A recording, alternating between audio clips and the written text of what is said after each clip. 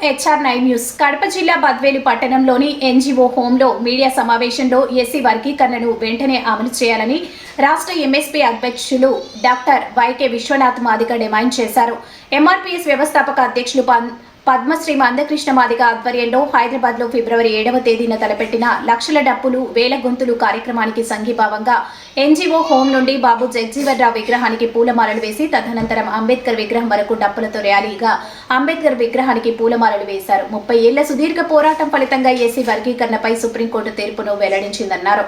ఈ పోరాటంలో తమ ప్రాణాలను త్యాగం చేసిన కుటుంబాలను ఆదుకోవాల్సిన అవసరం ఎంతైనా ఉందన్నారు. సుప్రీంకోర్టు తీర్పు మేరకు ప్రభుత్వ సంక్షేమ కార్యక్రమాల్లో మాదిగ జాతికి తగిన ప్రాధాన్యత ఇవ్వాలన్నారు. అన్ని విభాగాలలో తమ జాతికి న్యాయం జరిగేలా చూడవలసిన బాధ్యత పాలక ప్రభుత్వంపై ఉందన్నారు. ఈ కార్యక్రమంలో బద్వేలు తాలూకా MEFF అధ్యక్షులు ఎర్రపల్లి ఓబయ్య, MEF జాతీయ నాయకులు S Devanandam, O Shobhan Kumar, MRPS MSP కార్యకర్తలు కడప, మైదుకూరు, బద్వేలు 3 నియోజకవర్గాల నుండి పెద్ద ఎత్తున పాల్గొన్నారు. వ్యవస్థాపక అధ్యక్షులు మహాజననేత మాన్య శ్రీ మందకృష్ణ మాదిగ గారి నేతృత్వంలో షెడ్యూల్డ్ కులాల రిజర్వేషన్ల వర్గీకరణ జరగాలని పోరాటం చేస్తున్నటువంటి నేపథ్యంలో ఈ పోరాట చివరి అంకంలో గత సంవత్సరం భారత అత్యున్నత న్యాయస్థానం గౌరవ సుప్రీంకోర్టు ఇచ్చినటువంటి తీర్పులో షెడ్యూల్డ్ కులాల రిజర్వేషన్ అనేది ఏ రాష్ట్రానికి ఆ రాష్ట్రం చేసుకోవచ్చని ఒక సుస్పష్టమైనటువంటి తీర్పు ఇచ్చిన తర్వాత ఈ దేశంలో షెడ్యూల్డ్ కులాల రిజర్వేషన్ జరగాలని 1994 సంవత్సరంలో మాన్య శ్రీ మందకృష్ణ మాదిగ గారి నాయకత్వంలో ఇదే ఉమ్మడి ఆంధ్రప్రదేశ్లో ప్రకాశం జిల్లాలో ఇరుముడి గ్రామంలో ఏర్పడినటువంటి మాదిగ పోరాట సమితి ఈ 3 దశాబ్దాల కాలంలో గతంలో 4.5 సంవత్సరాల కాలం పాటు వర్గీకరణ జరిగింది. దాని ఫలితాలను కూడా చూశారు.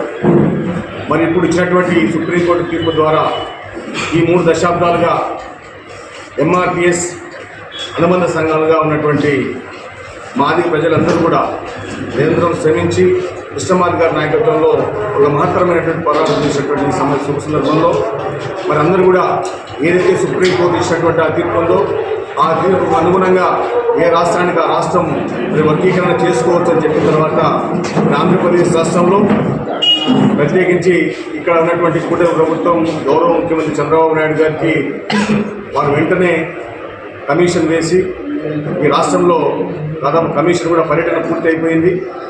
ఇక్కడ వర్గీకరణ జరిగేటువంటి అవకాశాలు కనపడుతూ ఉన్నాయి. ఆ ఒత్తిడి మాకు తగ్గింది. కానీ ఆ రోజు ఆగస్టు 1వ తారీఖున సుప్రీంకోర్టు తీర్పు వెలువడిన వెంటనే ఆ రోజు సభ జరుగుతూ ఉంది.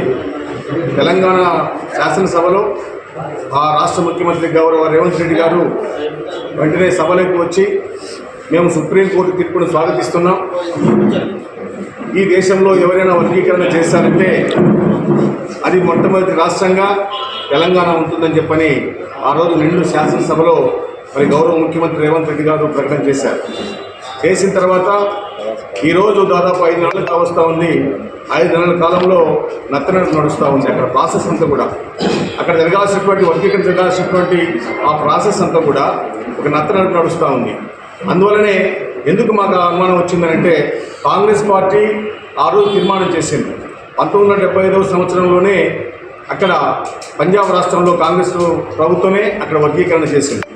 కానీ ఈరోజు సుప్రీంకోర్టు వర్గీకరణ చేసుకోవచ్చిన తర్వాత మేమే మొదటిగా ఉంటామని చెప్పినటువంటి రేవంత్ రెడ్డి గారు దాన్ని నత్తనం నడిపిస్తూనే ఆ పార్టీలో ఉన్నటువంటి మా సోదరుడు ఉన్నటువంటి వివేక్ గారు, ఎమ్మెల్యే వివేక్ గారు, వారు మొత్తం కూడా వారి కుటుంబం అంతా కూడా మరి రిజర్వేషన్లు పొంది అన్ని రాజకీయ అవకాశాలు పొందినటువంటి వాళ్ళే.